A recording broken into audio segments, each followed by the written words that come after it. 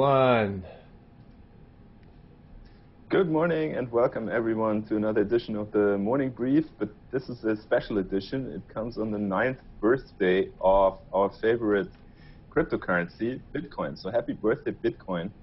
My name is Valentin Schmidt. I'll be the host.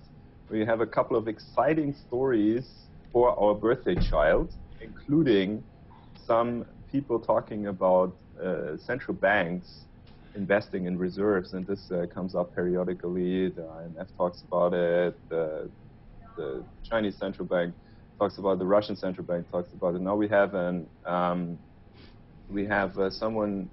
private equity family office in Ghana, where the vice president of Group and Doom, his name is Papa Wassa, he said that the Ghana central bank should invest in Bitcoin. And he makes some very good reasons. He says the dollar is falling, so why not invest in Bitcoin? And he says, well, yeah, it's risky, but getting out of bed in the morning is risky. So, Tone, you had some comments on that.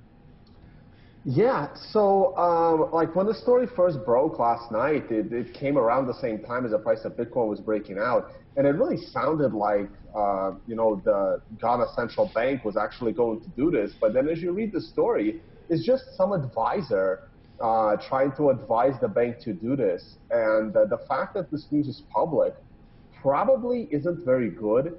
I mean, this is not how banks, and especially central banks, operate, right? Like they get advice from like private financial institutions, even like hedge funds. I mean, they have good input. But this stuff is supposed to be private. It's not supposed to be out there in the public domain. Now, on the flip side, when a central bank releases like its advisory or its anticipated moves publicly, they're doing it specifically to gauge public opinion. Like when Janet Yellen comes out and says, yeah, well, we're thinking about raising rates next month. And then you gauge the public reaction. And if the stock market just dumps, you're like, oh, no, they're just an idea. We're not actually going to do it. Let's come down, people. And then if the stock market reacts, it's just a little raise of the interest rate, not a big deal. They probably should have done it already. And the market reaction is smooth. They'll be, oh, okay, so we can do it. Okay, so you always have to understand the motivation behind news like this going public.